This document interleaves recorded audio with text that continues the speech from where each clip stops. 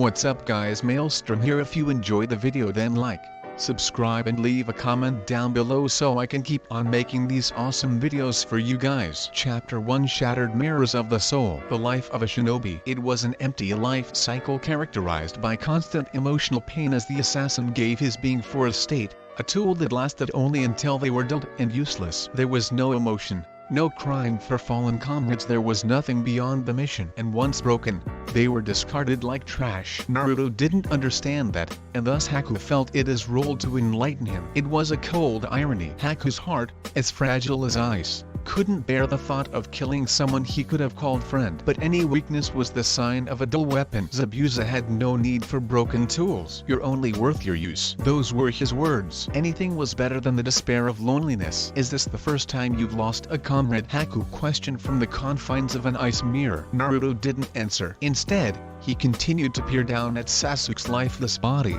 bewildered and grief-stricken by the sacrifice the last Uchiha of Konohagakure no Sato paid. His voice echoed shakily, hoping that his silenced comrade might be able to answer. He was a shinobi worthy of honor, Haku noted. He sacrificed his life for you. I didn't deserve it, Naruto murmured, his golden bangs shadowing his stinging eyes. Naruto felt empty, staring at Sasuke's closed eyes. What made him the hated container of the Kyuubi worth so much that Sasuke sacrificed his life for him? How could he throw everything away like that? His dream tossed aside so that he might save a comrade. It wasn't fair. Cold tears fell, but Naruto paid no heed to the absence of the comforting warmth. Haku felt his emotions bubbling over, feeling sorrow for committing such a sin. But he locked his emotions away. This needed to be done. Zabuza's dream was still so far away. With that, he readied several seven between his fingers, readying to kill his enemy and his own heart. Slowly, he inched out of the mirror. A glint caught the foe hunter Nin's eye. Stopping his advance, he watched as a drop of liquid, like mercury or silver,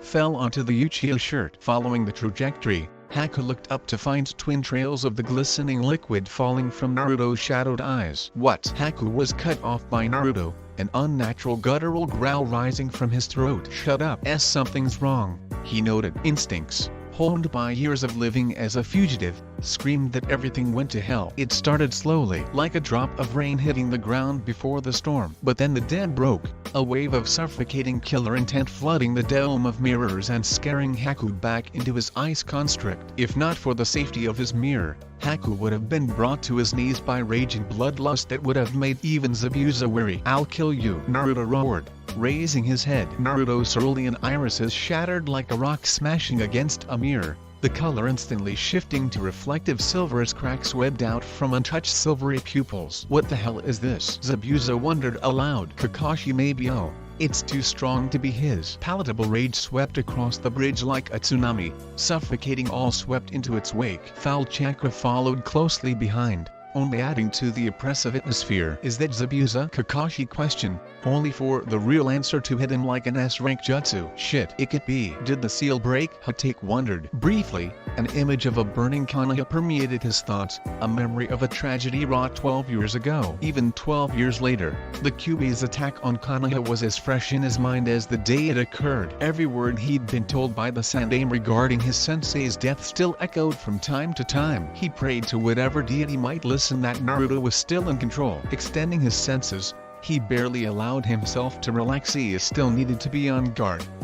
There was still an enemy Jonin stalking the mists. No, it's alright. Naruto's soul is still intact, Kakashi analyzed. But there's no doubt, it's that chakra. I have to end this. The battle needed to finish, if only to confirm that everything was under control. That chakra being released had Naruto written all over it. That meant little. However, Naruto was a Jinchuriki after all, and Jinchuriki were dangerous for a well-defined reason. Zabuza, can you hear me? I'm a little pressed for time, Kakashi announced, hoping Zabuza took the bait. I understand it's not your style, but how about we end the fun? He released a breath he didn't know he was holding as Zabuza's voice reverberated through the mist. Show me what you've got, copycat. Good, Kakashi says, hoping small talk might keep his mind off the proverbial exploding tag that was his troublemaking student. I see you're as eager as I am to finish this. If only because I didn't know you had a little monster like that with you, Zabuza retorted. Kakashi pulled a scroll out of his vest, throwing into the air and dabbing his thumb with blood. Gravity took a hold, bringing the scroll back into Kakashi's hands where he unfurled it and drew his bloodied thumb across it. Now, Kakashi playfully chastised, "No need to insult my student." The scroll near instantly rolled itself close as Kakashi flashed through a set of hand seals. Kakios, Doten, Saiga no Jutsu. Sakura realized something was very wrong the moment the rage hit her. Unaccustomed to such intense projected feelings, the pigcat doubled over to dry heave. Looking over at Tarzuna, she saw the bridge builder faring as well as her. The old man looked as sick as Sakura, supporting himself on his knees. What's going on?" he mumbled out. Sakura merely whimpered. Not even a ninja, and he could sense it. What was happening? Were Sasuke and Naruto okay? Or was this caused by that fake hunter Nin? So many questions, each only serving to deepen her trepidation. Tarzuna felt even less comforted knowing that even by shinobi standards this wasn't natural. For a fraction of a second,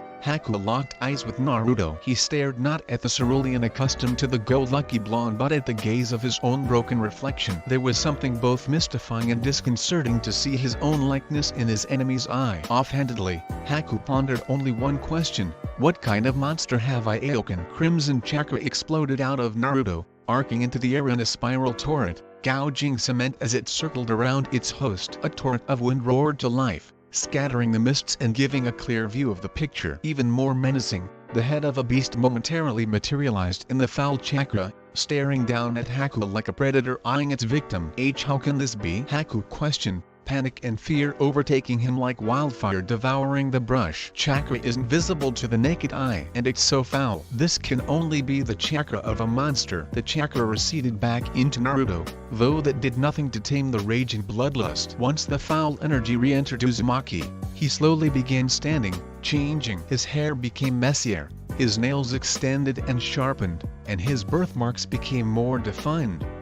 The dozens of needles piercing his being felt out as smoke wisped into the air from the healing wounds. Haku tensed as Naruto turned his attention onto his mirror. He's attacking. With an unnatural burst of speed, Naruto smashed through the ice mirror like it was paper, a trail of silver light emanating from his alien eyes. But Haku was marginally faster still, able to jump into the safety of another mirror just as the attack connected. Even that haven was destroyed seconds later as Naruto rocketed from the other end of the mirror dome into it, scattering frozen ice about. Haku barely escaped out of a shard large enough for his body to shoot out of into another mirror. As such strength, Haku muttered between heavy breaths. And the killer intent. The last member of the Yuki clan couldn't grasp words to define its intensity. Yet, there was also that strange Kekkei Genkai. What were its capabilities? How was it used? Why wasn't Naruto using it? There were so many questions but no answers. It was a wild card that served to only tip the scales in Naruto's favor, but its workings remain a mystery. For that reason, this fight had to end now. With a flash of his mirrors, Haku aimed to pierce the Jinchuriki with a multitude of senbon, but it was a vain effort as a second later Naruto roared, sending out a concussive wave that misplaced the needles piercing him and cracked the mirrors. "What are you?" Haku asked, panic beginning to spread. "He blocked my attack with pure chakra." For a brief second their eyes locked, hidden stormy gray hidden meeting shattered silver, and then an anomaly. Flakes drifted from Naruto's eyes, catching the sunlight as they drifted to the ground and disappeared, like the shattered pieces of mirror falling away from a broken frame. Beneath the silvery shards was the crimson of an immature Sharingan, a single Tomo in the right and two in the left, though the reflective pupil remained. This can't be happening," Haku mentally screamed. There could only be one implication of such a sight. The mere thought was enough for a shiver to run up Haku's spine. But he wouldn't back down. Not as long as he faithfully served his master. Steeling himself, Haku launched towards another mirror to ready a counterattack, but suddenly jerked to a stop as a crushing grip snatched his ankle from midair. Haku had less than a quarter of a second to gaze downward towards his opponent's crimson sight before Naruto swung him over his shoulder into the concrete. The faux hunter Nin gasped as air escaped his lungs and his ribs cracked. Just as he feared, the fake Sharingan worked as well as a natural one. It was only a second of respite before Naruto swung Haku back over, this time brutally smashing the taller boy's back into concrete that cracked from impact. Haku sharply gasped as he felt several vertebrae crack, igniting pain all over his body. With a roar, Uzumaki swung his opponent into the air, inadvertently sending Haku into the confines of an ice mirror. Upset at the loss of his quarry, Naruto leapt after it, smashing the mirror but barely missing Haku, who leapt out. The enraged Jinchuriki made to follow, having caught the movement with the faux Sharingan, but Haku flashed as mirrors and stalled his advance. Shit, Haku muttered as he shakily stood. His sense of taste was encompassed with the flavor of a blood. His damaged ribs made it arduous to catch any air. The cracked vertebrae were making movement hampered, but not impossible. If anything, it just hurt. But Naruto wouldn't offer him any reprieve. Crimson light trailing his eyes' movements, the younger boy smashed through the ice. Acting on instinct, Haku countered by rocketing out of a shard down towards Naruto, but the blonde leapt out of the way in a mid-air spiral. Once his toes graced the cold ground, Naruto pushed off the ground with movement laced with heavy chakra, claws pulled back for a strike capable of disfiguring. Shit, I can't retreat. If Haku turned his back here, even a glancing blow would be debilitating. Haku formed a half-hand seal and swung an arm to meet the attack, a blade of ice extending from his wrist. Hyoten, Hyoshoken no Jutsu, Haku mentally exclaimed. Sword met claws in a stalemate, but Naruto pushed into the attack, his nail tips a mere inch from Haku's face. But Zabuza's accomplice dug his feet into the ground with chakra, an act that almost broke his ankles from the sheer force of Naruto's attack. Mustering what strength remained at the bottom of the well, Haku pushed back as Naruto pushed into the blade. Ignoring the gouge in his hand, his eyes shifted. The Sharingan stopped spinning and shattered, paling until those broken, reflective irises returned. For not the last time, Haku wondered what this Kekkei Genkai was truly capable of. Though, a second later, he'd regret such a thought when the shards fell away again, this time revealing stormy gray. His own eyes. In the span of a second, frost-covered Naruto's fingers followed closely by water in the air, condensing into icicle-like claws. They grew fast enough to force Haku to leap away to prevent getting stabbed. The retreat, however, was the wrong move, as Naruto suddenly flared his chakra, scattering the mists, and jumped after it, slipping past Haku's guard. The older boy dodged the initial ice claw stab, earning only several gouges on his mask, but received a left hook glowing with obscene chakra levels that sent him straight through one of his diamond-hard mirrors, skipping across the ground like a rock across water. The boy's mask slowly crumbled as he demurely rose. Looking towards his adversary, he watched as his remaining mirrors, bereft of the chakra that fed them, crumbled as the demonic boy eyed him with something akin to murder with his stormy-colored eyes, his body shadowed from the light behind. Zabuza, Haku thought miserably, I can defeat this boy. I am. He watched as Naruto dug his ice claws into the ground and charged at him, raking the concrete as he dragged his weapons behind him. Haku closed his eyes, awaiting death as the last piece of his mask fell away. Sakura almost got whiplash from how fast the air changed. 1 second, she felt like she was dying from all of the killer intent. The next she felt a heavy weight come off her shoulders. The change was so significant she actually stumbled. Holy shit, what was that? Tarzuna almost yelled. You're a shinobi, right? Do you know what that was? And no, Sakura shakily answered. I've never felt anything like that. Whatever it was, Sakura hoped she'd never see it personally. When the pain never came, Haku slowly opened his eyes to see Naruto's ice claws shatter and fall to the ground, leaving his hand a foot away from his forehead. Looking towards the blonde's face, his messy hair shadowed his eyes, but the mercurial tears once again rolled down his face. Why you from that time? Naruto muttered. Why did you stop? Haku questioned. I killed your friend. So, why can't you kill me? Haku's answer was a left uppercut that sent him to the ground. It was nothing compared to that last hit he'd taken, but it was enough to jar a couple teeth loose. He stayed on the ground for several seconds before rasping out. You're going against everything that you were taught as a shinobi. I don't care, spat the blonde. Haku slowly rose, spitting pooling blood from his mouth. His eyes caught Naruto's and he could see the irises again taking up their shattered mirror appearance. To Haku's utter astonishment, the shards of mirror comprising the irises fell away again, this time revealing the crystal blue Naruto was associated with. The pupils, though, still retained the reflective surface. You have a Kekkei Genkai like me, Haku muttered as he stood to his full height. Naruto shook his head, throwing the silvery tears everywhere. No, I don't. But you do. You used my Hyoten and the Uchiha Sharingan, countered Haku. "What?" asked the bewildered blonde. "But I'm not an Uchiha or related. I guess you two have little understanding of what you're capable of," Haku interjected. "It'd be more accurate to say you copied our abilities." Naruto was silent. "Is that even possible?" Haku's face fell into a sad smile. "I don't know either. It's difficult to comprehend what you're capable of. But really, your eyes are beautiful, if a little disconcerting." "Thanks." I guess for Naruto, the situation was difficult to swallow, if only because there was so much to take in. Sasuke was dead, Haku was defeated, he used the Kyuubi's chakra, and suddenly he was being told he had a Kekkei Genkai, and why he was being complimented for his eyes was a little beyond him. Any other person might have been foaming at the mouth from brain overload, but he could worry about his personal issues later. Right now, a broken enemy stood before him. The confrontation had yet to end. Haku had been dreading what was coming, but it was a necessity. "Still, you should kill me. It's only right as a shinobi. Too many make the mistake of letting their enemy leave only with their lives." Naruto's face screwed into anger. "Screw that. But can't you understand the pain of being alone, unneeded, not having a dream, the pain of simply being alone?" Naruto took an uneasy step back as Haku named his the deepest scar of his heart with such ease.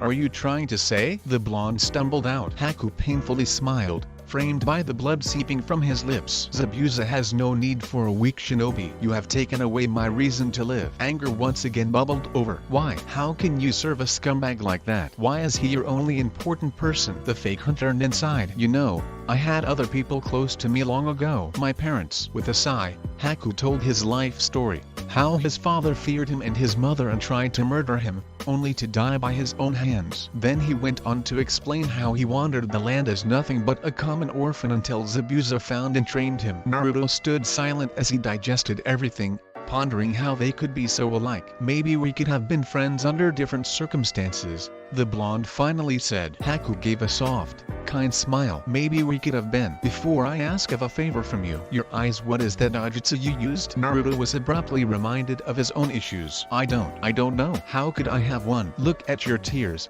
ordered Haku, still donning his soft smile. The blonde obliged and wiped a tear away from his cheek. Holding the droplet near his face, he saw what could have passed as mercury or even liquid silver. Curious, he ran the fluid between his fingers. The liquid felt cold, but yet smooth, almost pleasant to the touch. He backed towards Haku, who still wore a sad smile. For not the first time in his life, he couldn't prevent himself pondering who his parents were. If he had Kekkei Genkai, that meant he had a clan, right? "Your eyes, they're very beautiful." Before he could delve too deeply into ponderings, he returned to reality thanks to Haku's compliment. "Thanks," said Naruto slowly. He'd take Haku's word for it. It wasn't like he could see them right now. "Now about that favor, when all of this is done, I have a scroll with all the techniques I invented at our hideout. It's about a mile outside of town," the older boy explained. "What's this favor?" the Jinchuriki asked with caution. "Ninja didn't just hand over scrolls with valuable techniques without good reason." Haku's sad smile was the only warning Naruto had. "I want you to kill me." The blonde blanked and quickly retaliated. "No way. I won't do it." "Please," Haku pleaded, almost begging. "I have no reason to live. I am but a broken tool, and Zabuza doesn't have need for something that is of no use to him." There has to be another way," Naruto futilely suggested, hoping he could change the boy's mind. Haku wouldn't take no for answer. "I wish there was another way. I'm sorry that you have to stain your hands with my blood." Is this the only way?" the whiskered blonde tried to reason. "Yes," was unhesitant answer. Silver tears fall as Naruto pulled the kunai out of his pouch with a tool and gripped it. He closed his eyes as he charged for the smiling boy, but instead of piercing flesh as he had been asked, he opened his eyes to see Haku stopping him with a senbon whilst performing a single half-seal. "Forgive me, but my master has one last use for me. If I had any last wish, it'd be to keep those beautiful eyes of yours safe." With that, he delved into his ice mirror and disappeared. When Haku was finally seen again, he was no longer among the living. When all was said and done, Zabuza killed Gato using a kunai held between his teeth, his arms useless thanks to wounds incurred from his earlier battle with Kakashi Hatake. In the end, Zabuza's life was forfeit to the Shinigami when the mercenaries struck back, stabbing him with a veritable armory of weaponry. The small army of men had then turned their attention onto Team 7, but the villagers at Bayonari had arrived on time. As the villagers rejoiced, Naruto faded into the background away from the crowds and his teammates. Amidst the cheering and the laughter, He stared into a puddle of water, examining his eyes. His irises retained the crystal blue he was used to,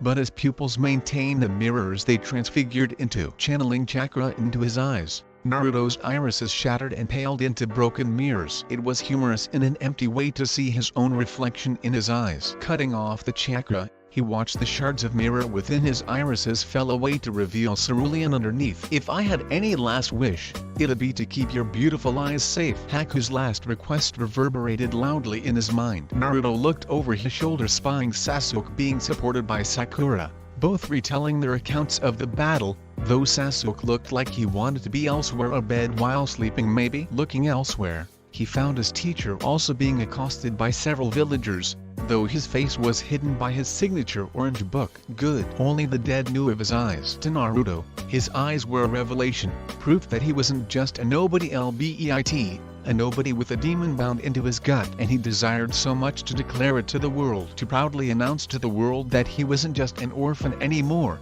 to brag that his eyes were cooler than Sasuke's, and to show the ninja world he had the makings of a Hokage in his genetics. But Haku's last and only request bound his ego like a chain stays a dog from roaming rampantly. Looking up at the sky, watching the setting sun, he pondered. Even he, despite being the dead last of his class, knew the value of a Kekkei Genkai that copied others. It was the equivalent of a priceless treasure among shinobi. What was to stop someone from plucking his eyes out of his skull for it? Naruto tore his gaze from the evening palette and stared at his reflection in the puddle of water, once more staring at his silvery pupils. Haku, I promise I'll protect these eyes, Naruto pledged with an oath. The ninja world would never be same. Chapter 2 Mirror Flower Eye. Naruto kept his distance from his team to keep them from seeing his shimmering, mirror-like pupils as they returned to Tarzuna's home. He even went as far as to walk slower so that they wouldn't notice his eyes. Every so often his pupils would glint in the moonlight,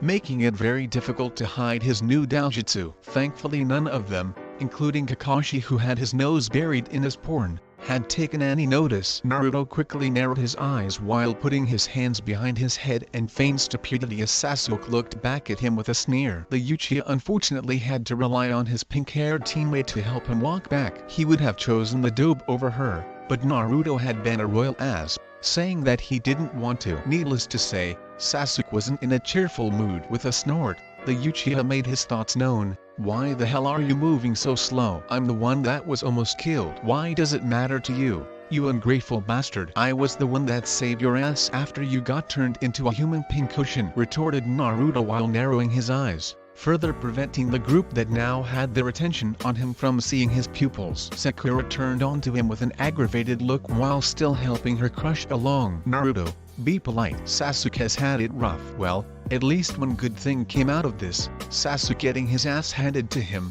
added the sun-kissed blonde with a smile. Not to mention this cool doujutsu I got during the fight, he added mentally. Now if only I could figure out how the damn thing works. Kakashi looked up from his perverted, orange book and added his 2 cents into the conversation before things could get out of hand. Now you guys, the time for arguing should be saved for a later date. Right now we're tired and we need a good night's rest. Nobody was going to argue. Indeed, they saw better days, and sleep sounded like a very nice thing to do at the moment. Sasuke gave one last snort of annoyance before he turned back to the road with Sakura quickly following suit, leaving their blonde teammate to his thoughts once more. Naruto sighed, knowing that he wasn't going to be able to sleep tonight. He lost someone that could have been a close friend had it not been for circumstances. For him, it was a time to mourn, not to celebrate. The living maelstrom looked up as he caught sight of the lights of Tarzuna's home and immediately began slowing down before fully stopping at the edge of the streaming lights. He didn't know if his eyes would show if he were to step into the lights of the glowing home,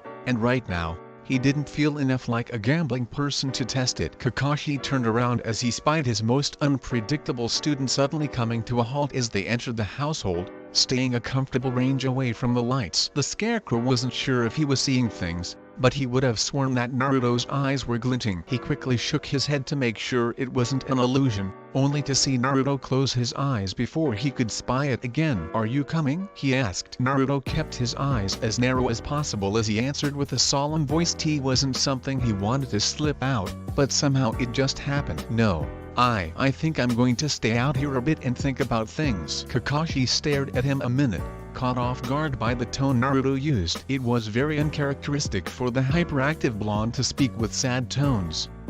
It was just foreign to hear that voice come out of him. "Is there something you would like to talk about?" the former ANBU captain asked, genuine concern staining his words. "Don't worry, Kakashi-sensei. It was just my first battle and I kind of need to sort things out a bit," Naruto answered with as cheer as he could muster. The silver-haired man stared at him with a single eye for what seemed like minutes and then finally nodded. Naruto kept his smile on as he watched his sensei enter the household. It was 1,000 times slower than Naruto would have liked, but then again, his teacher was suffering from overuse of his Sharingan and a variety of gashes. As the door latched, the mask he had put on quickly crumbled, showing his true emotions once more. With a grief-filled look, he walked back to the boardwalk and sat down at the edge of the pier, crossing his legs. Naruto unzipped his jacket to allow the cool ocean breeze to gently caress his body, not unlike a mother hugging a child after a long day. With a saddened look, he stared into the water. He watched as his moonlit,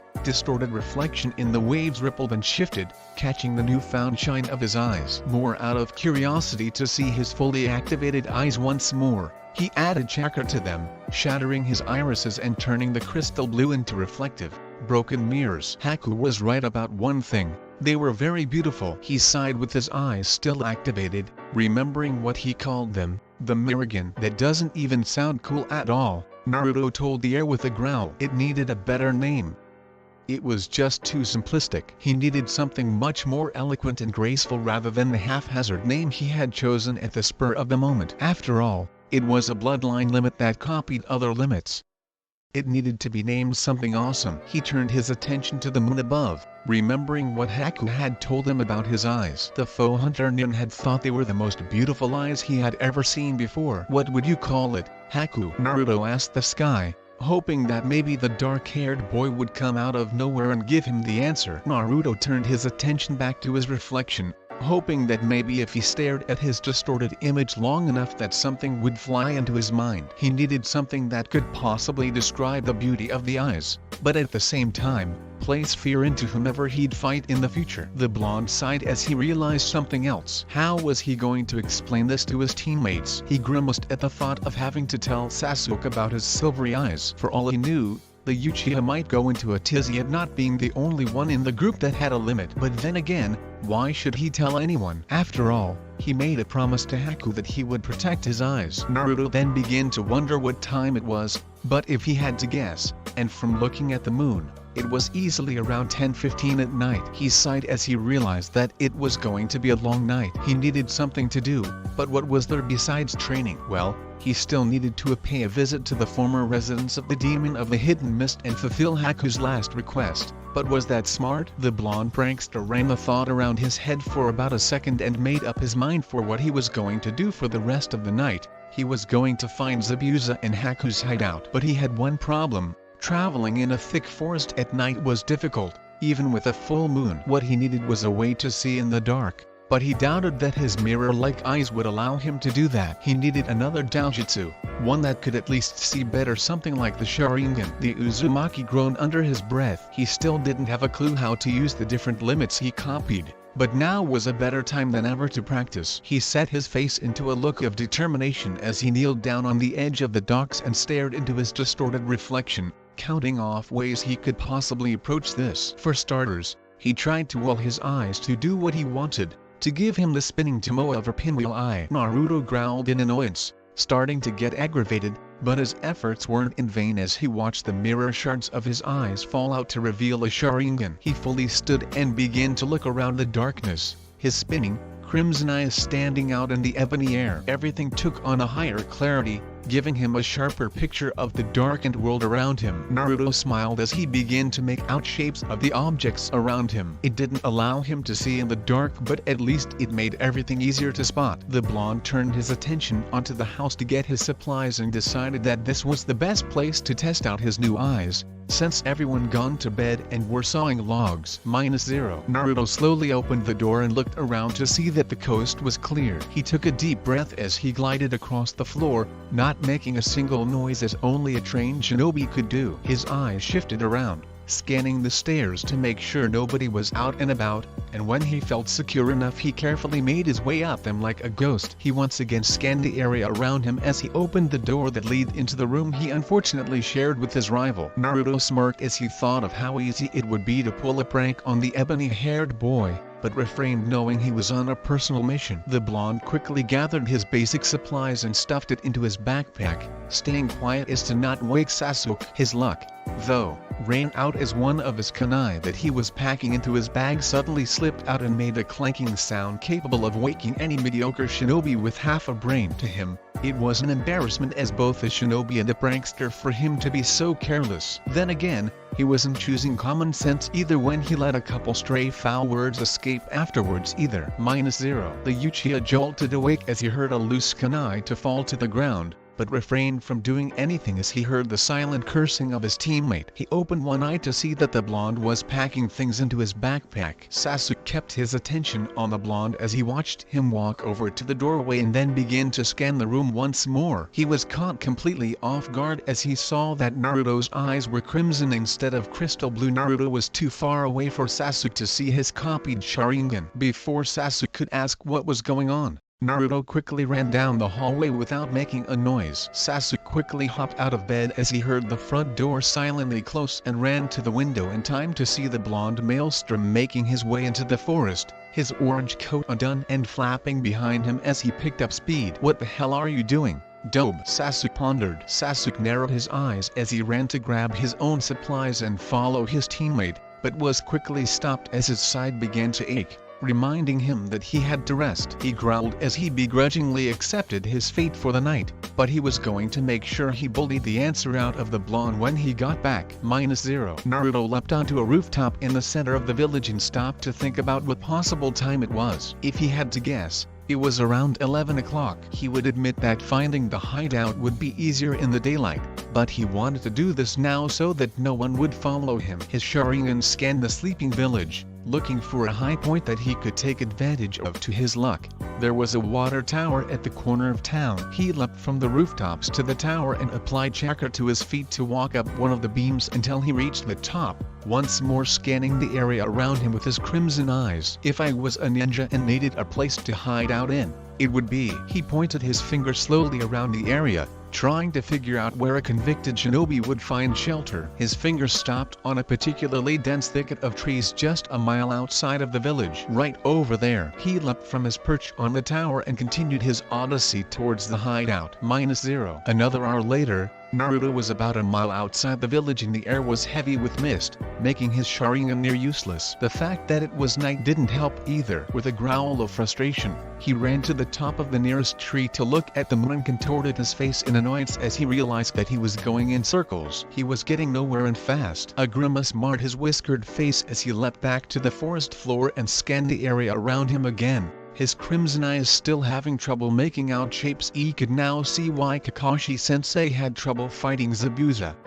The mist just threw everything off. Naruto growled as he began trekking along once more, but as he turned, he could feel his face collide with a wall. The sun-kissed blonde rubbed his now throbbing head, but felt his eyes lighten up in victory as he saw the wall of a building. He had found the place at last. The demon of the hidden mist had chosen a good place to hide. It would have been annoying to find even during the day. The Jinchuriki circled around, trying to find an entrance, and then let his foxy grin trace his face as he found the front door. Stepping back to take a better look at the place, Naruto took in what was once the former home of an infamously dangerous shinobi. The building actually looked quite intimidating from the outside. Taking a deep breath, he gripped the doorknob and opened it. With a quick flip of a switch, the place lit up. Naruto expected a lot of things when he entered the place: a wall full of weapons, heads mounted as trophies from various missions, or even a torture chamber. He wasn't expecting to find such a simple place. Furniture was sparse, and the only noticeable markers of the room were a couch and a coffee table. The blonde stopped feeding his eyes chakra knowing that nobody was around to see him. The Sharingan shattered and changed his irises back to broken mirrors. Then glimmering shards fell out of his eyes, leaving them crystal blue. The pupils, though, retain their mirror-like appearance. Naruto quickly spotted a hallway and began to carefully trudge along it, hoping that the Rinnegan didn't have any traps set up. His worries were unfounded as he got to the first room Naruto assumed was Zabuza's, since it was the largest bedroom. It was bare like the living room, save for a bed and a nightstand next to it. He ignored the room and went deeper into the house before he finally got to the room he had christened to be Haku's. Like the rest of the house, it was simple and only had the bare essentials, but the only thing that stood out was a mirror above the chest of drawers with a vase full of white flowers that he couldn't identify. He could tell that it was the boy's room by the hunter nin mask that lay next to the vase. Being careful to not stir a speck of dust, he walked over to the drawers and quickly began to dig through the clothes. Haku wanted him to have scrolls, and now it was time to start looking for them. He stopped as he opened the first one and began to stare at a set of water goggles that were neatly folded. Looking at them, he could see that they were used often, probably because the Hyouten user had an unusual fascination with water, but that could have been attested to the limit he made active use of. Naruto cocked his head and continued to stare at them for a couple minutes before his brain concocted an idea. He wanted no one to see his eyes, but that would be an issue during the daytime, but here before him might be the answer to his personal prayers. "Sorry, Haku, but I really need them," the blonde told the air, half expecting the dead boy to suddenly walk in on him. Taking a deep breath, he strapped them on and looked at himself in the mirror. They were tinted, but were light enough for someone to make out his eyes. He had to admit that he didn't look half bad with them on. To top it off, they were much more comfortable than the oversized ones he owned back at home. As he continued to think about wearing them, he felt he was carrying on the Hyouten user's memory in a way by doing it, not just by learning his attacks and tricks. With no one nearby to see his silvery pupils, he took off the goggles and hung them around his neck like a necklace before he continued his search for the ninjutsu scrolls. 5 messy drawers later, he had not found them. The only 2 places left to search were under the bed and in the closet. Looking towards the wardrobe, he could see that it was out of the question as it looked comparatively bare. Leaving the bed, he quickly sat his head next to the ground and looked under the mattress. Naruto smiled as he found a tin box. With an excited grin, he pulled it out and opened the lid to see a large scroll next to a set of smaller scrolls, all neatly stacked on top of each other. The blonde felt as if he had hit pay dirt. Naruto held a victorious smile as he pulled his backpack off his back and began to carefully put the scrolls next to his supplies, making sure none of his spare weapons harmed the valuable pieces. Just as he threw the bag over his back to head out, he felt captivated to look at the mirror on the drawers as he saw his own reflective eyes staring back at him. It was very disconcerting to see his own reflection in his eyes. It was like he was seeing into his own soul. He was about to tear his eyes away before his sight caught something else, the flower's reflection. Naruto almost felt hypnotized as he stared at the reflection. After what seemed like an eternity, a smile tugged at his lips as his mind finally solved a problem he had been having since he got back from the bridge. "Yeah, that's a great name for it," he quietly told himself, his smile widening ever so much. Kekkei. It was almost poetic the way the name rolled off his tongue. The simple word both described the power and the beauty his eyes held, but at the same time, gave the mirrors that were his eyes meaning. He could see bloodline limits, but he could never truly grasp them. He was able to copy them, but he could never be able to call them his own. Mirror flower eye. "Man, Haku, even beyond the grave you're still helping me out," he thought with a smile. Before he allowed himself to leave the room, he thought over everything he laid claim to. The major target of this whole expedition was to get the scroll with all the ice techniques, but along the way he had gotten a hold of a set of water goggles capable of hiding his eyes. He also found a good name for his doujutsu, a name he thought for sure Haku would have been proud of. It was a very productive trip altogether. After taking one last look around him,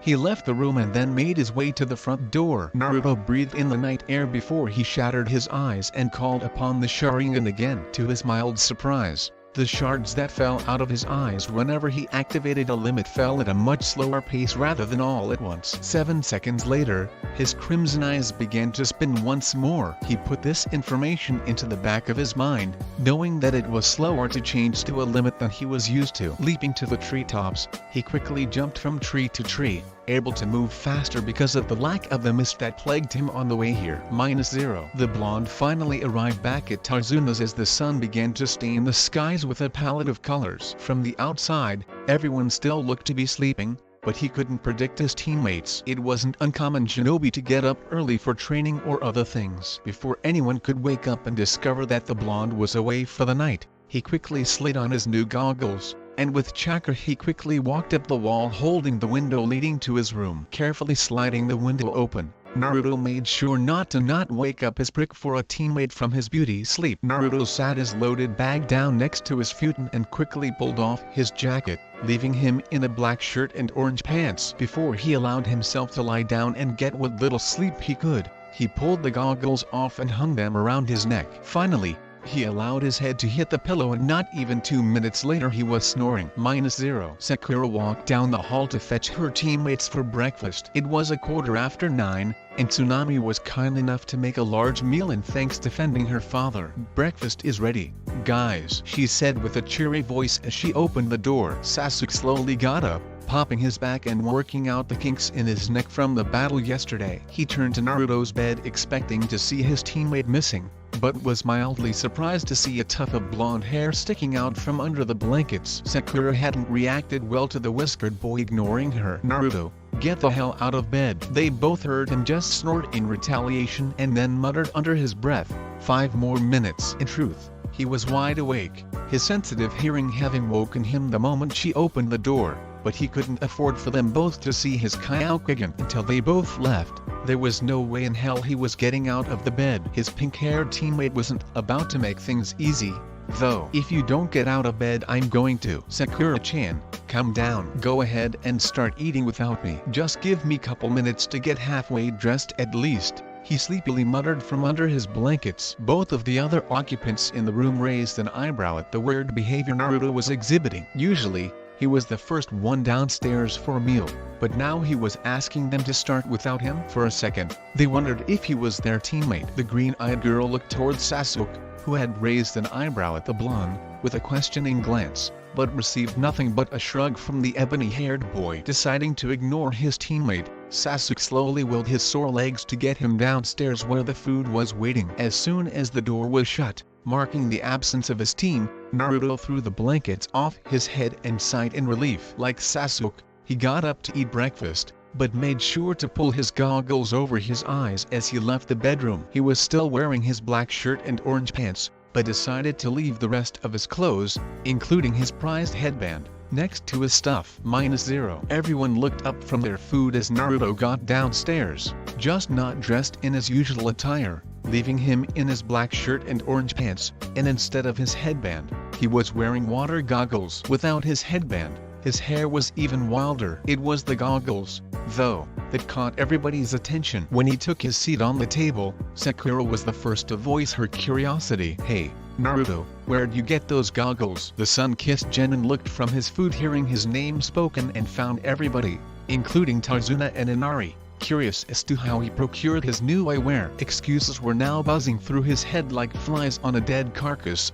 trying to pick out the best one. That was the one thing he forgot to do last night, was to come up with an excuse. It only got worse the moment Sasuke spoke. "I have a better question. Where were you last night?" That question caused Kakashi to look up from his infamous orange book with a raised eyebrow. So there was more to Naruto staying up last night. Finally, an answer seemed to stick. "I was training last night," Naruto explained with a shrug. "I couldn't sleep, so I went out and got some work done. As for the goggles, I found them fair and square." He didn't quite know how they would react if they discovered that he went to the hideout, but he was deeply hoping everyone bought it. To his relief, Kakashi shrugged and turned to his ever-interesting novel while Inari and Tarzuna went back to their food. Sakura just sighed in exasperation, thinking her teammate was being an idiot like usual. Sasuke on the other hand was far from convinced. "Oh really?" he said slowly with a superiority smirk plastered on his face. "Then why were you packing your backpack last night?" Naruto coughed on his food as soon as the words left the Uchiha's mouth. That little question was enough for him to become angry enough to shatter his crystal blue eyes and turn them into the broken mirrors,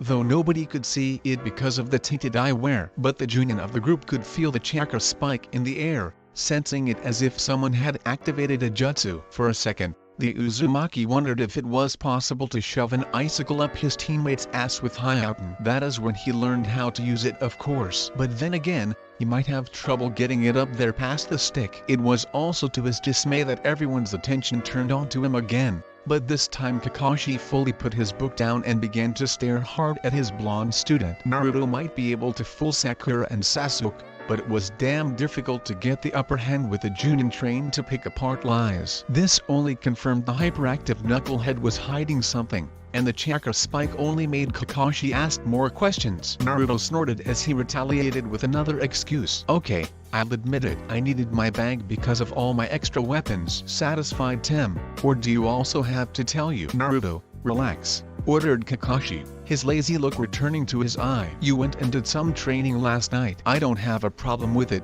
and neither should you too. He directed the last part towards the other two members of Team 7, causing them both to get back to eating their breakfast. Though, Sasuke went back to his business with a scowl. Now, continued Kakashi, I think we all should take a day to relax. That means you too, Naruto. It was Naruto's turn to scowl at the masked man. On a brighter note, he had a small assortment of scrolls that he could look over if he wasn't going to be able to train. Alright, fine, conceded Naruto. But there is no way in hell that I'm going to stay in this house all day. So be it, said Kakashi. Good, thought the copycat. If he's hiding something, then he'll be more willing to talk about it if he's by himself. I just hope that it doesn't have anything to do with the Kiwabi. The blonde of the group quickly wolfed down his food and made a run towards the bedroom to get fully dressed. Is it just me or has Naruto been acting weird since we left the bridge? Whispered Sakura to Sasuke. I mean, he keeps trying to avoid us. Not to mention he was the last one to breakfast. That never happens. Sasuke, for once in his life, couldn't help but agree with her. Naruto had been avoiding them like the plague since the battle with the Rinnegan. Top that with his weird behavior last night, his brain had calculated one logical explanation. Naruto was hiding something. You know, he whispered back, I think he's not telling us something. Sakura played with the thought for a moment before everything began to add up. Wait a minute, you're right. Now that he had come to that conclusion, he wanted to find out what it was that the blonde would want to hide and not show the whole world. Sasuke could tell that it was something big, or otherwise Sakura would at least know. The day the doob would tell him a secret, though, was the day hell would freeze over. He shuddered as he realized that he needed help, someone that Naruto would be willing to talk to. Sakura, he said, turning to the girl and snagging her attention, there is no way in hell that he'd tell me about whatever he's hiding. I'm curious, and I imagine that you are just as curious. The cherry blossom rapidly bobbed her head up and down, listening to her crush as if it was a life or death situation. He gulped as he gave the proposition. We're going to have to work together if we want to find out. Sakura's mind only registered two words, work together. Sasuke had just asked her for help. Dreams really do come true. The Uchiha, on the other hand,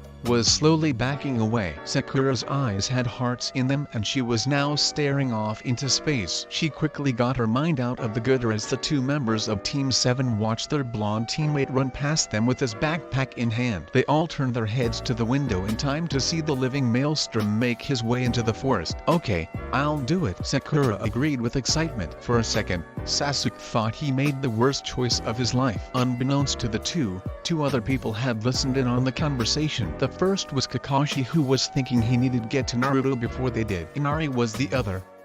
The little boy, on the other hand, thought he could help a surrogate big brother defend whatever secret he was hiding. Everyone turned to Kakashi as the man stood up from table while putting away his book. Please excuse me, he said. I forgot to ask Naruto about something. I better find and ask him about whatever he's hiding before the other two do. The wiry man walked out of the front door, giving the two rookies a chance to plot ways to get their hyperactive, knuckly-headed teammate to talk. And Inari listened, planning his counter pranks that were sure to throw them off. -0. Naruto finally found a good clearing hidden well enough that it would take his teammates a good effort to find the place. With an excited grin, he sat himself on a large boulder that was jutting out of the ground and pulled off his backpack to grab one of the scrolls. His hand rummaged through the bag before he pulled out the first one he touched. Unrolling it, it was a Rinnegan scroll with various pressure points used for acupuncture. At the moment, he had neither the patience nor precision to practice something like that. He also needed senbon,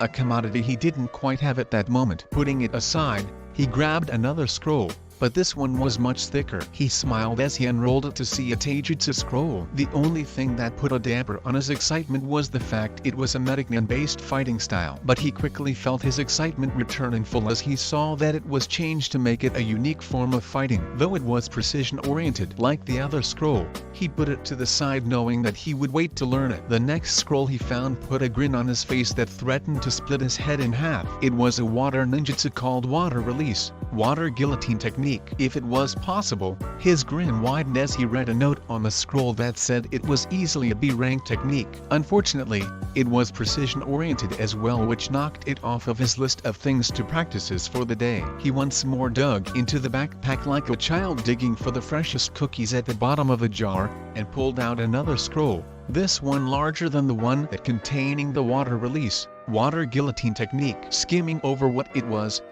a scroll that contained Haku's notes on Hyouten, along with the chakra theories behind it and how to properly combine the chakras. That was going to be something he needed if the scroll containing the ninjutsu on it had Naruto begging to learn it. The next one he pulled out of the bag had him drooling in anticipation. The attack was incomplete, only having been completed 3/4 of the way. But it had to be the most powerful water jutsu that Naruto would lay eyes on. It was easily S-classed. The chakra it required was huge. The control it required was huge. But who says that the blonde wasn't up for a challenge or a leg up on his rival? Naruto then realized something. Haku hadn't completed the attack before he died. He now felt compelled to finish the attack where the dark-haired boy failed. Just as he was about to pull out the Hyouten scroll to finally give it a quick look over, a voice rung through the clearing. "I didn't know you read so much." Naruto looked like a kid that got caught with his hand in the cookie jar, both figuratively and literally, since his hand was in the bag. Looking up, he caught sight of Kakashi lazily reclining on a branch above him with one of his legs dangling off the side of the branch. Surprisingly, the man didn't have his nose in his book. In place of his book was a look of curiosity and intrigue. "They were presents from a friend," Naruto retorted while holding a look of suspicion. "Really?" asked Kakashi, the info spiking his interest. "Were those from Iruka or someone else?" Naruto quickly answered with a lie. "They were from Iruka-sensei." "Well, I'm just glad that you're doing as told and actually trying to relax. There's not much to do around here other than training though," the maelstrom muttered. "Yes, I would agree, but if you don't give your body a break you can burn yourself out." Kakashi paused for a second before he asked another question. "So what's with the goggles?" Naruto shrugged, sticking to the lie he had told everyone at the breakfast table. "I found them and I thought they looked cool." The older ninja just blinked for a second, feeling like he had just experienced a serious deja-vu. "Funny, my old teammate also wore goggles," he said, recalling all his distant memories of Obito. "Really?" asked Naruto, his curiosity starting to come out. "Oh yeah." Kakashi smiled under his mask, knowing that he broke down some barriers and was a step closer to finding out what his student was hiding. "As a matter of fact, you two act a lot alike. The only difference was that he was late to everything by at least 2 hours. He was my best friend.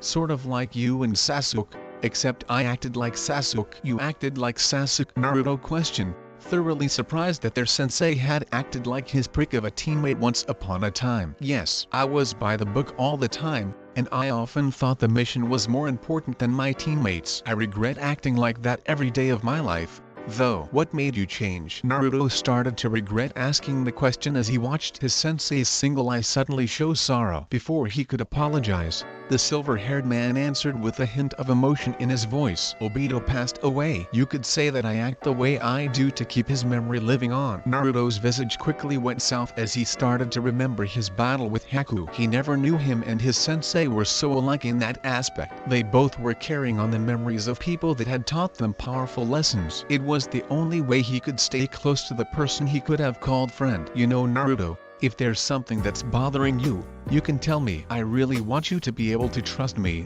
said Kakashi, hoping to establish that bond with his student. Even though he hadn't been showing it lately, he really did care for him. The blonde was so much like Obito that it was almost unreal, and now that he thought about it, he also looked a lot like his old sensei. He didn't want to play favorites like some other teachers did. Inside his mind, Naruto was having an inner struggle whether or not to trust Kakashi. He wanted so much to talk about his feelings, the weight of knowing that he had lost someone that was like a friend to him, but having no one to talk to about it. Then there was also his bloodline limit. Half of him wanted so much to brag to everyone about it, but it was possibly dangerous since he had a rough idea of what it was capable of. Another thing that gave the Scarecrow extra points in Naruto's mind was that the man was willing to talk about his past to him when his teammates weren't around. He wanted so much to have someone other than Iruka that he could lean on, but could he trust him? You wouldn't tell anybody, right? He finally asked, taking a gamble with the masked man. Of course. I promise that I won't tell anybody, but if it's dangerous, I may have trouble trying to keep it, Kakashi answered, finally glad that he could establish a teacher-student relationship. Naruto nodded in understanding before he took a deep breath and allowed his mask to slip a bit, now donning a heavier face that told of hard times before the battle. I met Haku. He tried his best to not allow tears to stain his eyes, but he knew it wasn't going to be of any use. Naruto pulled off his goggles knowing that he wasn't going to help what tears slid past his eyelids. Kakashi jumped down from his perch and took a seat next to Naruto, waiting for him to continue his tale. We could have been friends. We had so much in common. Finally, the blonde could feel the sensation of frigid metal running down his face once more. Kakashi could feel for Naruto and felt some of his old memories of people he knew and lost come to the front of his mind. As he was thinking of his old comrades, his single eye widened a bit as he caught sight of a tear of liquid silver drip from Naruto's face onto his jacket, staining it metallic. Finally, his student opened his eyes to reveal his silvery pupils, catching the scarecrow completely off guard. He had no clue that the blonde had developed a doujutsu. I just wish that things could be different, then maybe he could be alive and I wouldn't be alone again. Another silvery tear dripped onto his jacket as Naruto finally let out some of his emotions that he had been keeping bottled up for the past couple days. As much as it was eating Kakashi to find out about the boy's unique eyes, right now wasn't the best time. At the moment, his student needed comforting. Having lost someone that he had considered a comrade and friend, something that he himself could attest to. Naruto, he tried to comfort. Listen to me. There are still people out there that care for you. You got Iruka, you got the Sandaime, and you got me, or at least I'm hoping you allow me in. I know it's rough to lose someone. Trust me, I know that feeling more than you think, but you can't dwell on it. It will just eat away at you. You need to move forward and try to live for the future. Naruto sat there for a minute trying to digest what the copycat had told him. It was true, he still had Iruka and Gigi. And now he felt as if he could add the silver-haired man to the list. But it was hard to lose someone you had even a small attachment to. Kakashi sat next to him, waiting for his student to collect his thoughts. Death was never an easy thing to deal with, especially when it was someone you knew. Zabuza's student and Naruto obviously had a bond, but both had to act as shinobi at that moment on the bridge. One of them had to die either way. Such was the way of the ninja. Why does everyone have to die? Asked Naruto as another silvery tear ran down his face. The scarecrow just shrugged as he answered, death is just more universal than life. Not everyone lives, but everyone has to eventually die. It's another lesson that people have to understand. The one-eyed Junin thought it was funny how he had switched places with his sensei. He was consoling Naruto like Minato had done to him countless times when he had a down day or just needed some advice. Kakashi felt a sad smile tugging at his lips at how the roles of a person could quickly switch. Maybe he should try to talk to his student like his old sensei used to do to him when things were particularly hard. Naruto looked up with his Kyokugen eyes as he felt his sensei put a hand on his shoulder, beckoning him to make eye contact. All of us walk down a path where each of us will meet death at the end of it. Sometimes it's little more abrupt than we would like, but it's always the same. We meet the same end. As a shinobi, it can be cut extremely short, but that's why we should live without regret. Haku did. He was fighting for something he truly believed in, and we should respect that. Naruto let a sad smile trace his lips as he listened. Kakashi was right. Death was just another part of life that everyone would have to deal with eventually. Thanks, sensei. I think I understand. The said man did his signature eye smile. No problem. Now, about your eyes. Naruto felt like shrinking as he looked at Kakashi's eye. We'll worry about them later. I think it's something that we're going to have to talk about with the Sandaime when we get back home. Got that? Naruto nodded his head in affirmation. Yes, sensei. Good. I wouldn't mind talking about it right now. But if you develop a new bloodline limit, there's no telling who might be listening in on us. The scarecrow's thoughts drifted to his other two students who were probably planning how they were going to uncover the truths. So, for the moment, it will be our little secret. The blonde nodded his head once more. It really did feel a lot easier to hold a secret when someone else was sharing it. The living maelstrom watched as Kakashi slowly stood up and worked out the kinks in his back. For the moment, I think I'm going to hit the rooftop and read my favorite book. So, by all means, Keep on reading those scrolls. I'll find out how you got them when we get back to Konoha. With a slow stride, the copycat walked out of the clearing to think about things. He could understand Naruto's emotional pain. It was something he was going to experience eventually, but what he really needed to think about was the doujutsu Naruto somehow developed. A chapter of Make Out Paradise was sure to help clear the mind. -0. At Tarzuna's house, Inari was carefully listening to every detail of the plan Sasuke and Sakura were exchanging as they whispered to each other from across the table. And he had a counter plan to every single last one. Tomorrow wasn't going to be a good day for the Haruno or the Uchiha. Chapter 3 Sugar and Ice. Sakura walked down the hall towards the boys' bedroom to get her teammates up for breakfast, all the while going over the plans that she and Sasuke had concocted to get the blonde to reveal his dark secrets. They were geniuses. That's all there was to it. Their teammate was going to spill his whole life story by the time they were done with him. Opening the door, she made her announcements. Breakfast, guys. And Naruto, you had better get up now before I beat your ass. It's rude to be late. The said blonde yawned loudly as he pulled the blankets off his head to reveal he had slept with his goggles on. Sasuke got up as well and raised an eyebrow at the weird gesture of their teammate wearing his newfound fashion sense with him to bed. You wore those things to bed? The Uchiha found himself questioning. Naruto nodded his head in a yes while yawning again and working the kinks out of his back. Without saying so much as a good morning, the hyperactive member of Team 7 left his bewildered teammates behind in favor of being the first one down to breakfast. The moment the pink-haired girl and the ebony-haired boy got downstairs, they could hear Naruto wolfing down his food at speeds that were inhumanly possible. Kakashi saved them the trouble of berating their teammate, all the while flipping a page in his book. Naruto, I may not be a specialist in manners, but I do know that you're eating way too fast. Sorry sensei, but I want to get done so I can train since I couldn't yesterday. He answered excitedly in between bites. There was a reason he was so excited to train today. Naruto wanted to practice his Hyouten, but hadn't been able to due to his teacher's strict orders to relax. And not to mention the fact he still had to look over the scroll of Hyouten Jujutsu.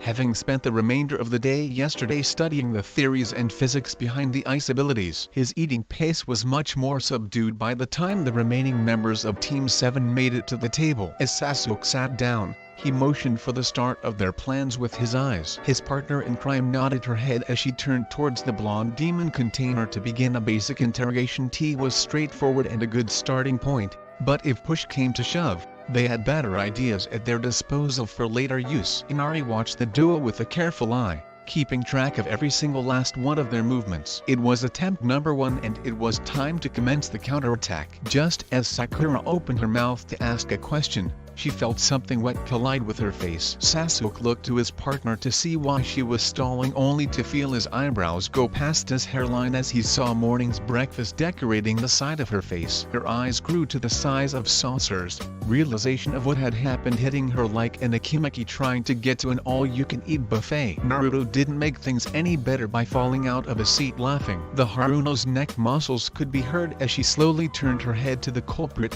wearing a look of pure hatred. Everyone soon joined to see Inari trying his absolute best to look as innocent as possible. Sadly, he could tell that he wasn't getting very far and pointed his finger towards his grandfather who was blissfully reading the morning paper. Kakashi made a mid-air snatch, grabbing Sakura's ankle and abruptly ending her jump across the table to choke the young boy, all the while not looking up from his book. Naturally, the cherry blossom struggled against the older man's grip as she tried to crawl across the table to continue her vengeance while Inari retreated under the table to avoid getting murdered. "This one, Inari!" shouted Naruto as he laughed. It was enough for the enraged girl to turn her attention to him with a screech. "Don't encourage him." Her teammates should have stopped there, but it was one of those times that Naruto felt his shut-up filter suddenly stop. "I'm just saying, it was good prank. And I'm just jealous I didn't think of it first." It was faster than the human eye could track. Sakura abandoned her original target and pounced on the blonde,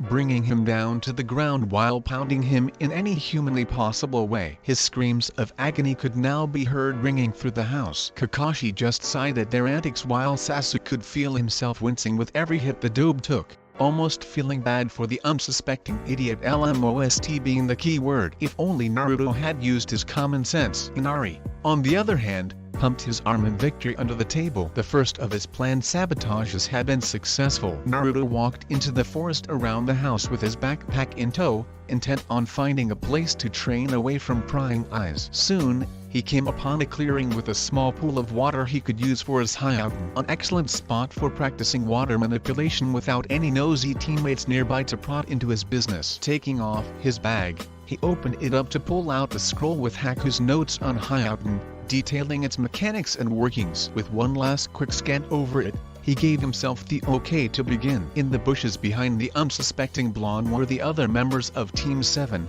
planning their next move since Plan A didn't go according to their hopes. It was time for Plan B, and Sasuke was now giving his pep talk to the pink-haired girl. "Whatever you do," ordered the Uchiha, "don't lose your temper. If that happens, you might become too afraid. Don't blow it." Sakura bobbed her head up and down as she burned their basic plan into her brain. It was simple: try to flirt with him a bit, be a little nice, make him drop his guard, and then have him start to spill the beans. Sweet and simple and down to the point should work. With the final prompt from the Uchiha, she quietly got out the bush and slowly made her way to Naruto, who was oblivious to her presence. She tried to put on a friendly smile, but it just seemed a little fake to her, making her a little worried that the sun-kissed blonde wasn't going to buy it. Her curiosity ebbed away at her nervousness the closer she got. To her mild surprise, Naruto was reading a scroll, something that she never known him to do. He just always seemed too hyper to want to read a book. Against her better judgment, she inched a little closer to see if she could make out anything on the parchment,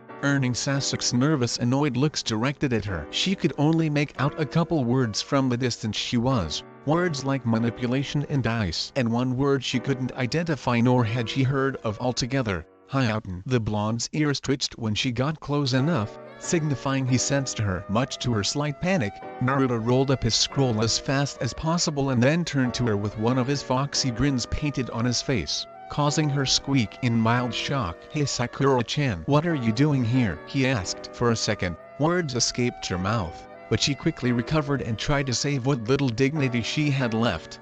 I was just a little worried," Sakura began while trying to wear something akin to a puppy dog pout. "You've been acting weird lately and I just want to make sure that everything is okay." To sweeten things up, she began to slowly decrease the proximity between the two, catching Naruto off guard. Sasuke was in the bushes wearing his patented Uchiha smirk, knowing Naruto was going to cave at any second. For Naruto, this was a little unexpected.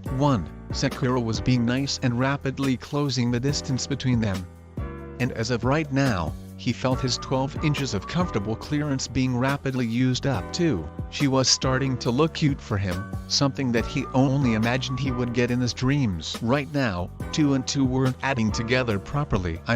I just hoping that there's nothing wrong. You can always talk to me about anything. She sweetened her voice even more, trying to sugarcoat it. Inari, on the other hand, abandoned his original plan of just jumping in and distracting Naruto when he saw how they were trying to get the blonde to talk. Oh no, he had a better one that was sure to make the Uchiha feel like he was on fire literally. The little boy snuck up from behind the unsuspecting Sasuke while holding a box of matches he procured from the kitchen. With an evil smile, he lit one as quietly as possible, and, while his target was distracted, he waved the lit match under the dark-haired boy's bottom, trying to give a new meaning to the words liar liar, pants on fire. Naruto's look of nervousness quickly changed into something that made him look as if something awful had passed under his nose. Sakura was about to panic at the thought of failing until Naruto made his disgust known. "Is it just me or is something burning?" The bubblegum-haired Kunoichi gave him an odd look, but it quickly changed as she caught a whiff of the smell in the air. "Actually,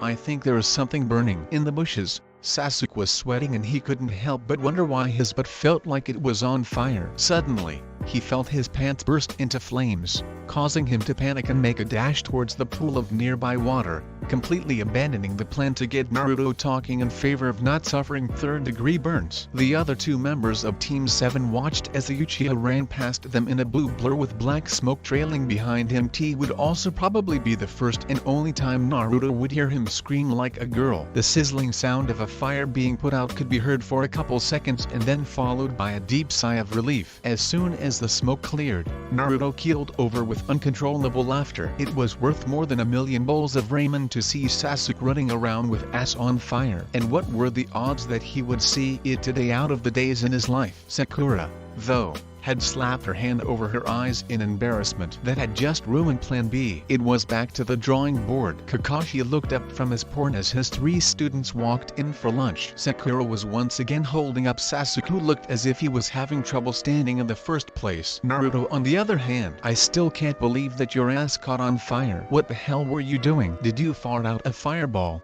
or something? The blonde said in between his laughter while gripping his backpack. Sasuke scowled murderously at his teammate, but kept his mouth shut. He still didn't have a clue as to how his posterior had experienced spontaneous combustion anyways. I'm going to grab some new clothes, announced the Uchiha, walking by himself towards his room with pain. The Scarecrow's eyebrows rose past his hairline as he saw Sasuke's bottom charred black from the remains of a fire. From the looks of it, the burn wasn't very dangerous, being at least akin to particularly nasty sunburn. Sasuke wasn't going to have an easy time, though, if he chose to sit down. Well, that was funny, said the grinning blonde, but I'm going to go and train some more. I don't think I'll be back till dinner. Kakashi nodded in his head in approval before he added in his 2 cents, that's fine, but don't overdo it. I plan on us having a team practice after dinner. Got it? Naruto shouted with a mock salute. With those parting words, the hyperactive knucklehead of Team 7 dashed towards the forest with his backpack swaying as he ran. Sakura sighed as she walked upstairs, looking for her partner in crime to relay what she had seen from Naruto's scroll. Her teammates' absence gave them time to work on a plan C since their last one didn't quite go so well. She knocked on his door and got the permission to enter. The pink-haired girl almost laughed as she saw a fully dressed Sasuke struggling to sit on his bed as softly as possible. With one final pain-filled look, he finally accomplished the task of trying to relax on his bed. Well, that didn't exactly go according to plan, he started. No, it didn't. But how the heck did your pants catch on fire exactly? Sakura asked. Sasuke just shrugged his shoulders, still not quite able to pin the identity of the culprit. It couldn't have been Naruto. He was watching him the whole time. If it was him, then he had to admit that the blonde truly had the greatest prank skills on the planet. But hell would freeze over before he said that out loud. Anyways, I did catch a little bit of what Naruto was reading, the cherry blossom mentioned. This had immediately caught the Uchiha's attention. Naruto wasn't one to read, or to pick up a book at all, but for the blonde to sit down and actually read something was like Sasuke dancing in a pink tutu. Those kinds of things just don't happen. But the impossible did occur, and Naruto remained calm enough to actually skim over a scroll. What did it say? Asked the ebony-haired boy, not bothering to keep the curiosity out of his voice. I could only catch a couple words. I think they were manipulation and ice. There was this one word though, she thought as she put her finger up to her chin. Well? He asked impatiently. Hyauten. Yeah, that's the word, she announced. Ice release, thought the Uchiha skeptically. That had to be a joke. No shinobi could just create ice. It wasn't possible. A ninja could only work with the 5 basic elements. Then he remembered his battle with Haku. His mind recalled how the foe hunter Nin created the ice emblem and the ice mirrors. He also remembered the brief mention of the word Hyauten during the intense battle, but it wasn't explained any further. He honestly thought those were some of the coolest jutsu he ever saw, but he was inwardly upset that his Sharingan wasn't active at the time to allow him to copy those jutsu. Both of the techniques he had witnessed were astounding, and the Ice Mirror jutsu easily had S-class capabilities. But were there any secrets behind the attacks? Was there a deeper reason why these ice jutsu weren't known anywhere else in the world? Better yet, and this was if his hypothesis proved true of the blonde somehow getting them, how did Naruto procure the scrolls that contained them? Sasuke-kun, asked Sakura, trying to snap him out of his thoughts. He shook his head for a second to try and get back to the real world. The secret dug a little deeper than they had originally thought. That much was confirmed by Sakura. Sorry, I was just thinking about something, Sasuke said. Hey, do you think that there's something a little deeper going on than we think? Sakura took a seat on the floor so that she could think, looking underneath the underneath. At first glance, nothing seemed out of the ordinary other than Naruto taking time to read something, the word goggles, and, lastly, his self-isolation. So far, Kakashi was the only one who was able to talk to Naruto without any problems. But as a girl, she understood secrets. The key behind them was that they always centered on something, something that a person didn't want anybody else to know about. Finding what that center point was always led the way to unlock the mystery.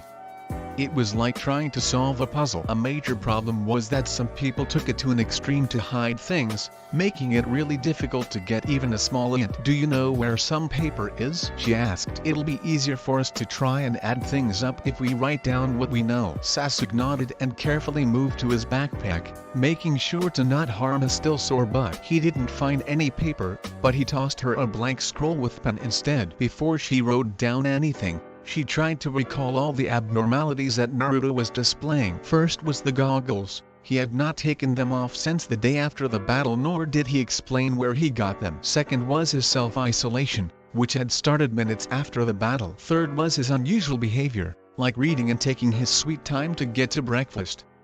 Basically, him doing un-Naruto-ish things. There was one other thing that her mind had conjured, but she tried to shove the thought into the back of her mind with no avail. She didn't want to remind herself of what had happened on the bridge. It was a nightmare that she didn't want to relive. But did it have any relevance to Naruto's secrecy? "Sasuke-kun, do you remember your fight with the Rinnegan?" He nodded in affirmation, allowing her to continue. "You wouldn't mind telling me about it, would you?" He raised an eyebrow at her unique request, trying to figure what that had anything to do with them trying to find out Naruto's secret. "What does this have to do with anything?" he finally asked. "Trust me," Sakura assured. "I'll tell you after you tell me what had happened." With a defeated sigh, he recalled the entire battle, giving her every little detail he could remember. He did make it a point though to make sure he didn't indulge her about him telling Naruto about his brother. The Uchiha didn't miss a beat of his recount outside that. Sakura kept silent for a long while, trying to digest what she was hearing. Whatever had happened when the dark chakra swept through the bridge, her teammate had been out like a light during the duration of the moment. She took a deep breath as she got ready to explain to what had happened during his unconsciousness. "Alright, this is what happened while you were out." From there, she explained everything, how the air itself felt hollow and devoid of all life and how it felt as if one had to beg for mercy to someone that wasn't there. Sasuke's eyes remained widened throughout the explanation, still not believing what had happened. The Uchiha heir sat there for a minute trying to add everything together while Sakura made herself busy writing down all the weird stuff that had happened, having decided that the weird feelings on the bridge could count as another piece to the puzzle that was their enigma of a teammate. So far, their list included the weird chakra on the bridge that no one witnessed, Naruto wearing goggles, his avoidance of his team like the plague except Kakashi, and his unusual behavior were the only clues they had to work with. Sakura looked down at everything she had written, trying to add everything together. Sadly, this was worse than any algebra equation she had done before. What was Naruto hiding that would have to do with the goggles and the weird chakra? It then hit her. It was something that could come out of the left field, but it was still a very real possibility. Sasuke-kun, this is a long shot, but I have an idea that would explain some things," she said nervously. He looked up from his ponderings, impatiently waiting for what she had to say. "Well, what is it?" she gulped as she ready to explain. "Is it possible that Naruto could have developed a bloodline limit of some kind, a doujutsu to be precise? I mean, that would explain a lot about the goggles and the weird chakra." Sasuke felt his eyes widen in surprise at what she suggested. It wasn't possible that the dope could all suddenly develop something out of nowhere. It had to be. He wanted to be the only one on the team to have a limit, but if Naruto had one, it gave him a leg up, something he absolutely did not want. But as it pained him to say, it made sense. It did explain everything, but if the blonde did have something, what kind of limit was it? "We need to get those goggles off," he decided aloud. Naruto had returned to the clearing where Sasuke had caught his ass on fire to train. Looking around to make sure that no one was around, he pulled off his goggles to reveal his silvery pupils. Adding chakra,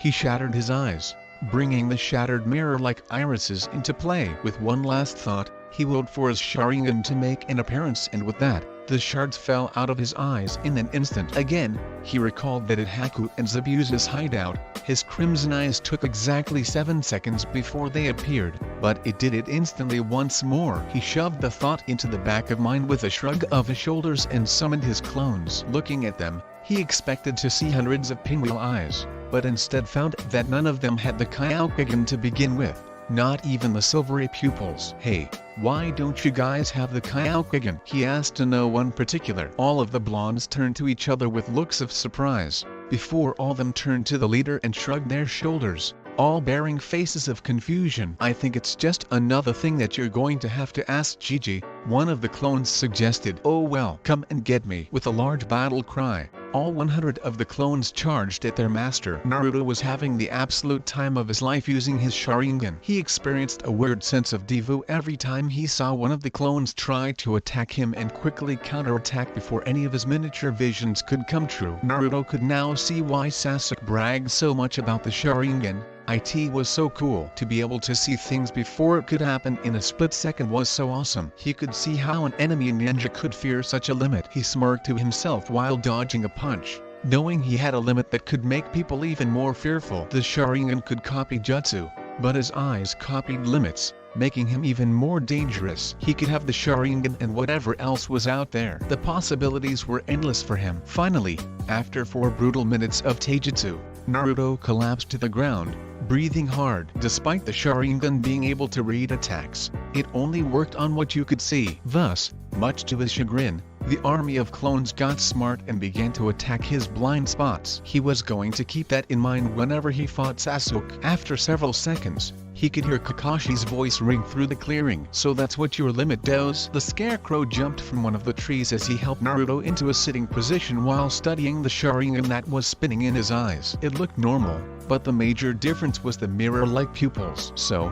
the Sharingan can copy jutsu, but your eyes can evidently copy other bloodline limits. Naruto slowly nodded his head, still trying to get his breathing under control. That's absolutely astounding. There's never been a limit heard of like this one. I can understand now why you want to keep it a secret.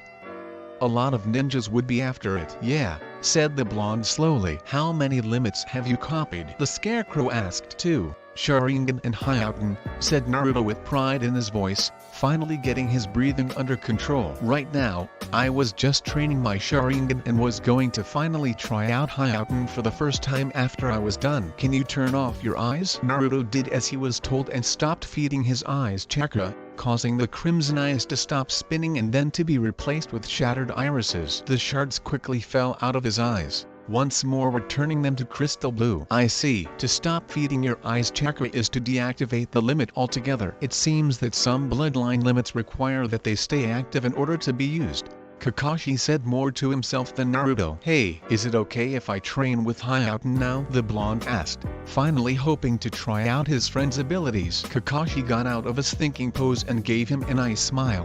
Oh, sorry. Yes, by all means. Just as long as I can stay and watch. Naruto gave the okay, allowing the older man to take his spot on one of the trees above while leaning on the trunk, looking on in curiosity. It was really astounding that such a limit existed, and it was also dangerous. So many countries would want to steal it just because of how amazing it was. Naruto was once again the most unpredictable ninja alive, gaining an ability that many would kill for. The blonde was about to shatter his eyes to activate his other limit until he felt something twinge in the back of his mind, a sixth sense of someone nearby. Looking towards his sensei, he could feel a signature of some kind coming from his covered eye. Kakashi-sensei, this may sound a little funny, but I think I can sense your left eye. The scarecrow just blinked in surprise. How's that possible? I don't know, I could just sense it. The blonde yelled back. Kakashi put his hand to his chin as he thought about it. Naruto just sensed his eye, but not him. It surprised him that he couldn't sense the Hatake white chakra, which was classified as a limit. But this possibly meant that a sixth sense of some kind was. Naruto's eyes slowly widened as he slowly began to sense Kakashi himself. The eye and the scarecrow's body had completely different feelings though. Naruto, can you sense me? The blonde bobbed his head up and down as he stared at the man, trying to decipher what he was feeling. He could sense a familiarity of some kind between the wiry man and him. That's what I thought. You are not sensing me. You're sensing my bloodline limits. You have a bloodline limit. Kakashi nodded his head. Yes, I have 2, one from my father's family and one from Obito. I'm going to jump out on a limb and say that your eyes allow you to sense other bloodline limits. Sort of a way that you can copy the most limits possible. Naruto stared at him for a bit, trying to take in the info before his mind got other ideas. Would I be able to copy yours? The former ANBU felt his eyebrows go into his hairline as his student's words entered his ears. Did the blonde just ask for permission to copy his bloodline limit when he could just copy it without problems? Why are you asking? You know you don't have to. he asked with curiosity laced into his voice. Naruto just began to rub the back of his head while smiling sheepishly. Well, I just want to be rude like Tem and copy everything without asking first. That's very nice of you. Of course you have my permission. Kakashi was genuinely surprised with Naruto. He never expected him to ask for his right to copy anything. It did, for one thing, show the difference in personality Sasuke and he had. Sasuke was willing to make it a game to copy things just so he could avenge his clan. Naruto on the other wanted to earn his power. Sweet, that's 3, shouted Naruto while jumping up and down and then calming down while adopting a curious smile. So, what does it do? It's known as the Byaku Chakra. It's a unique chakra that's colored white along with a whole arsenal of abilities. Do you remember my battle with Zabuza? Naruto bobbed his head up and down once more in excitement. His sword should have easily destroyed my kunai, but it didn't. That's because I coated my kunai with a very thin layer of it. Let me give you a full-on demonstration. Kakashi pulled out one of his kunai and then began to channel a small bit of his unique chakra into the blade, giving it a white aura. Then the blonde watched as his sensei lazily threw the kunai at a tree, sending it through the trunk and then through the rock that was behind it, finally coming to a stop on the trunk of a tree behind the boulder. How the? Announced Naruto with wide eyes. It's simple. The kunai was sharpened to an extremely high degree. If had I thrown it any harder, it would have gone through at least 5 more trees before it finally stopped. Byaku chakra is much denser than normal chakra, requiring a lot less to use any jutsu. And let's be honest, for a Junin, my reserves are kind of small for where they should be. But because my chakra is denser, it requires even less chakra for even higher powered moves. Finished Naruto excitedly. That's right, it has other more mysterious properties that even I haven't unlocked, but I'll tell you the other abilities later. So are you going to copy the limit or not? Naruto nodded, still wearing his smile, before he shattered his eyes once more and began to stare at Kakashi for a couple seconds. It was an amazing feeling. Naruto could feel his eyes working as he stared at the man, copying the limit and adding it to his growing arsenal. The blonde let out a smile as he felt a click in the back of his mind, telling him that he had copied the limit. Got it, said the boy, giving his teacher a thumbs up. Excellent, I'll start training you in it later, but for now, I think you should be practicing your Hyoten. I'm going to go ahead and sit down and see just to see how things work. With that, the blonde closed his eyes to help him concentrate, manifesting the ability. Finally he opened his eyes to allow the shards to fall to the ground, but he adopted a confused look as he felt the shards slowly drift out of his eyes, like the time when he had gone to the hideout. 7 seconds later, he had Haku's stormy eyes. Kakashi watched everything intently. He had just found a major weakness to the Kyokugen, but he needed to experiment to confirm his suspicions. That would be a later time though. Once more, Naruto shrugged it off and walked towards the pond to practice his limit for the first time. Stretching his arm out, he remembered Haku's notes and began to slowly allow his chakra to saturate into the water. Finally he willed it to move and smiled as a small tentacle of water began to coil its way into the air. Naruto then forced it to come towards him, separating the water he was controlling from the pond. He smiled as it got in between his hands, shifting and contorting like it was some form of clay. Now came the hard part, trying to freeze it. His memory recalled from the scroll that Hyoten was the mixing of wind and water chakra, but he had absolutely no idea on how to manipulate elemental chakra. With a grimace, he just settled with himself to shove more chakra into the water, causing it to explode into his face, thoroughly soaking him. Kakashi snickered, earning a yell from the blonde. "It's not funny. It was from my vantage point. Anyways, if this is an elemental bloodline limit," explained Kakashi, "then it's just a matter of combining the 2 chakras." "It's not as easy as it looks," mumbled the blonde. "You're right. It is one of the most difficult forms of training out there, but for people with elemental chakra manipulations, such as Hyoten or Mokuten, it should come natural to you. It's just a matter of splitting the chakra and then recombining it out of the body. Try again, but this time split the chakra into 2. Naruto scowled but complied. Once more, he willed some of the water to his palms and began concentrating on splitting the chakra like his sensei told him to. When he did, he felt his eyes widen a bit.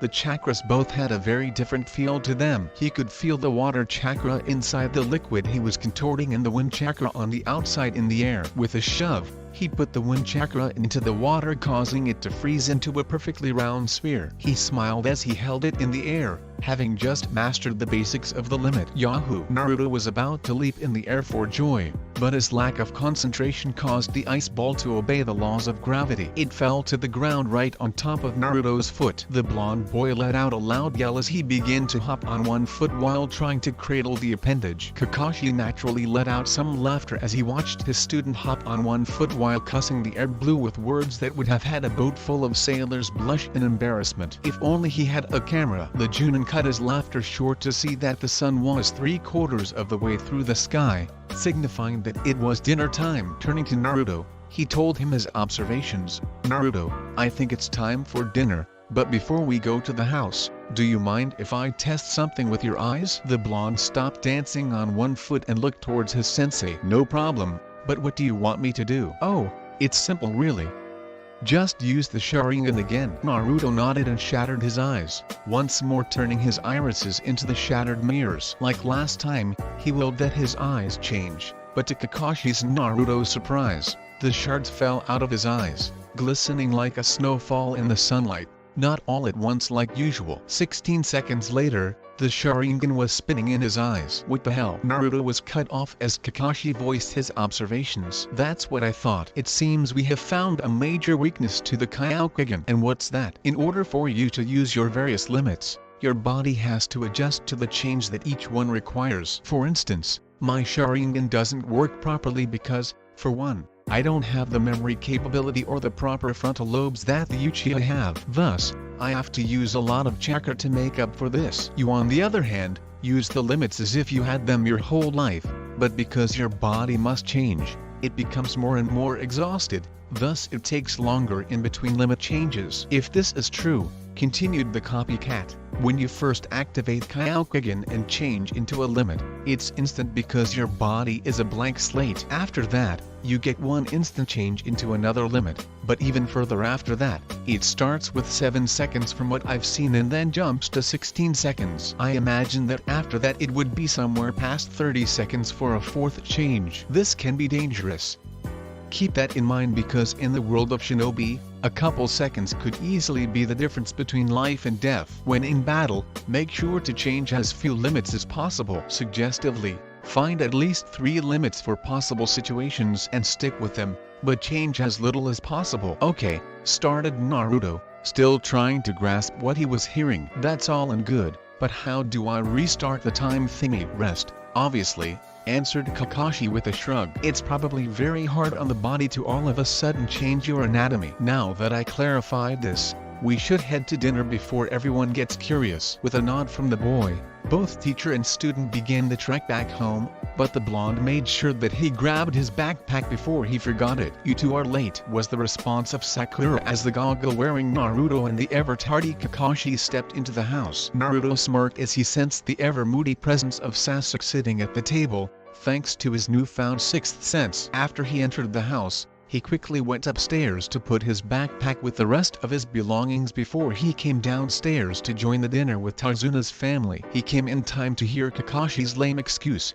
Sorry, we both just got lost on the road of life. Sakura and Sasuke both rolled their eyes at their eternally late teacher and quickly got back to their half-eaten dinner. Naruto quickly rejoined everyone and quickly piled on the food to his plate. Interestingly enough, Inari kept a suspicious eye on the Haruno and Uchiha. So far, the two hadn't made any new plans he was aware of, but he wasn't about to let the two get away with anything. For Sasuke, it was time to implement Plan C, his final plan. Sakura and he hadn't discussed the third plan together, but he had been planning this one without her consort for a while. This plan was sure to succeed.